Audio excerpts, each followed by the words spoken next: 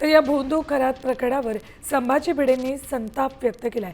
खरातला मारून टाकून मोकळं व्हा, खरात प्रकरणावर चर्चा सुद्धा करू नये असं त्यांनी म्हटलंय।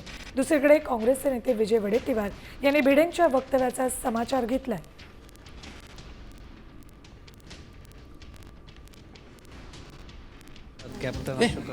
बोलीच्या लायकीची माणसं आहेत का?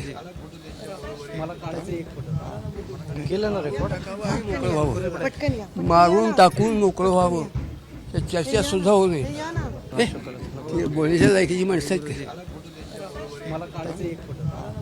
केलं ना रेकॉर्ड मोकळं व्हावं, मारून टाकून मोकळं व्हावं, त्या चर्चा सुद्धा होऊ नये। उद्या खरा त्यांना फाशीची शिक्षा झाली पाहिजे, पण कायद्यानुसार झाली पाहिजे।